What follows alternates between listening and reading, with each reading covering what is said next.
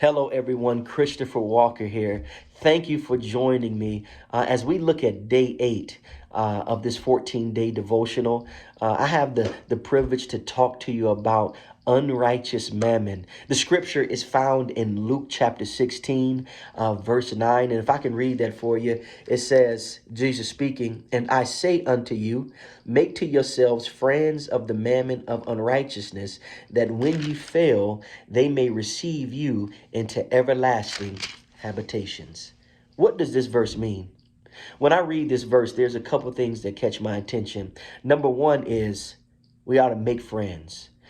God is challenging us to make friends, not friends here on earth, but he wants us to make friends in heaven.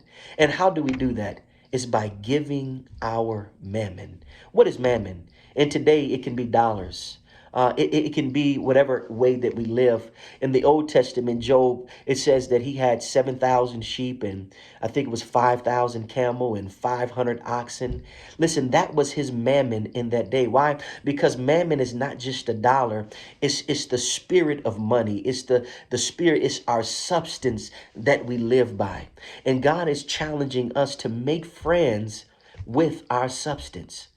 The Bible, it calls it here unrighteous mammon. I wonder why.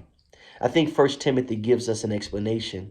It says, "For the love of money is the root of all evil." See, mammon, when we love it, I said, when we love it and don't use it according to its purposes, it causes us to do evil things. I want to use my mammon in a righteous way. And I think the way that we do that is we do it by being generous. Pastor, he said it at church on Sunday, that he that winneth souls is wise. We can use our substance, our money, whatever we receive, we can use that to win people to Christ. And the way that we do that is we give. We become generous, not like the rich man who would not give even Lazarus the crumbs off of his table, and he ended up in hell, and Lazarus ended up in heaven or Abraham's bosom. But we need to be generous with the mammon that God has given us. I'm going to do my best, and I pray that you would do your best, that you would use mammon in your life to win souls. And again, we do that by giving to missions, global missions, North American missions, by giving to the church, because everything that you give to the church is used to win souls for Christ.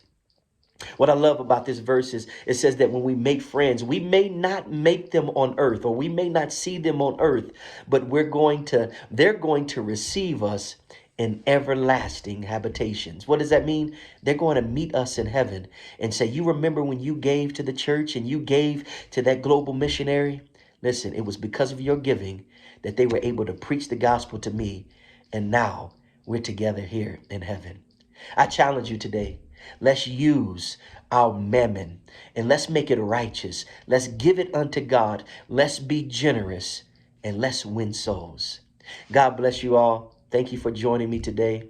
I hope you enjoy your day, and let's think about using our mammon for a righteous sake. God bless.